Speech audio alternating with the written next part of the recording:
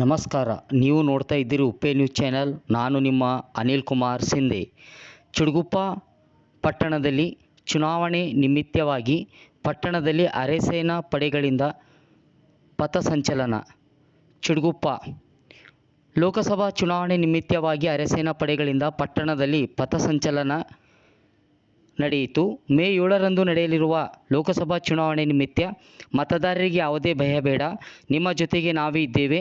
ಮುಕ್ತವಾಗಿ ನಿರ್ಭಯವಾಗಿ ಪ್ರಜಾಪ್ರಭುತ್ವದ ಹಕ್ಕನ್ನು ಚಲಾಯಿಸಲು ಪ್ರತಿಯೊಬ್ಬ ಭಾರತ ಪ್ರಜೆ, ಪೌರನಿಗೆ, ನಾಗರಿಕನಿಗೆ ಕೊಟ್ಟಿರುವ, ಸ್ತ್ರೀ ಪುರುಷರಿಗೆ ಕೊಟ್ಟಿರುವ ಅತ್ಯಂತ ಅಮೂಲ್ಯವಾದ ಹಕ್ಕು ಅದು ಮತದಾನದ ಹಕ್ಕು ಎಂದು ಪಥಸಂಚಲನದ ಮೂಲಕ ಜನರಲ್ಲಿ ಭಯದ ವಾತಾವರಣವನ್ನು ಇರಕೂಡದು, ಮತದಾರರು ತಮ್ಮ ಅಮೂಲ್ಯವಾದ ಮತವನ್ನು ಹಾಕಬೇಕು ಎನ್ನುವುದು ಇದರ ಒಂದು ಉದ್ದೇಶವಾಗಿತ್ತು. ಪಟ್ಟಣದಲ್ಲಿ 100ಕ್ಕೂ ಅಧಿಕ ಅರೆಸೇನೆ ಪಡೆಯ ಜೊತೆಗೆ ಪೊಲೀಸ್ ಸಿಬ್ಬಂದಿಗಳು ಹಾಗೂ ಚಿಡುಗುಪ್ಪದ CPI ಅಲ್ಲಾಪುರೆ ನೇತೃತ್ವದಲ್ಲಿ ಪಟ್ಟಣದಲ್ಲಿ ಪ್ರಮುಖ ಬೀದಿಗಳ ಮೂಲಕ ಪಥಸಂಚಲನ ನಡೆಸಿ ಜನರಲ್ಲಿ ಮತದಾನದ ಜಾಗೃತಿಯನ್ನು ಮೂಡಿಸಿದರು. ಸಂಜೆ ಪಟ್ಟಣದಲ್ಲಿ ಮುಖ್ಯದ್ವಾರವಾಗಿರುವ ಸರ್ದಾರ್ ವಲ್ಲಭಭಾಯ್ ಪಟೇಲ್ ವೃತ್ತದ ಮೂಲಕ ಪ್ರಾರಂಭವಾದ ಪಥಸಂಚಲನಕ್ಕೆ CPI ಶ್ರೀನಿವಾಸ್ ಅಲ್ಲಾಪುರೆ ಚಾಲನೆ ನೀಡಿ ಮಾತನಾಡಿ, ಅವರು ಪ್ರಜಾಪ್ರಭುತ್ವದ ಅತ್ಯಂತ ಶ್ರೇಷ್ಠವಾದ ಹಕ್ಕು ಅದು ಮತದಾನದ ಹಕ್ಕು. ಪ್ರಜಾಪ್ರಭುತ್ವದ ದೇಶದಲ್ಲಿ ಪ್ರಜೆಗಳು ಪ್ರಭುಗಳಾಗಿ ಮುಂಬರುವ ಚುನಾವಣೆಯಲ್ಲಿ ತಮ್ಮ ಅಮೂಲ್ಯವಾದ ಮತದ ಹಕ್ಕನ್ನು ಚಲಾಯಿಸಬೇಕು ಎಂದು ಹೇಳಿದರು.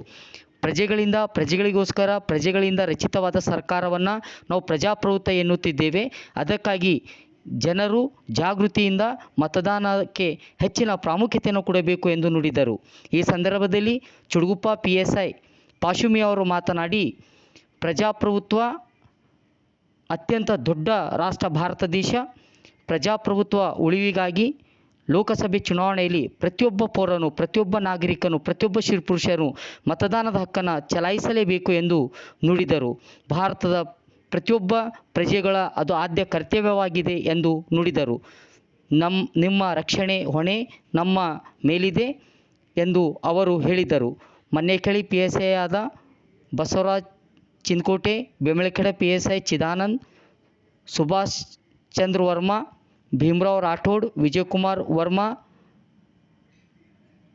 ನಾಮಾನಂದ್ ಸೇರಿದಂತೆ ಪೊಲೀಸ್ ಸಿಬ್ಬಂದಿ ವರ್ಗದವರು ಭಾಗವಹಿಸಿದರು.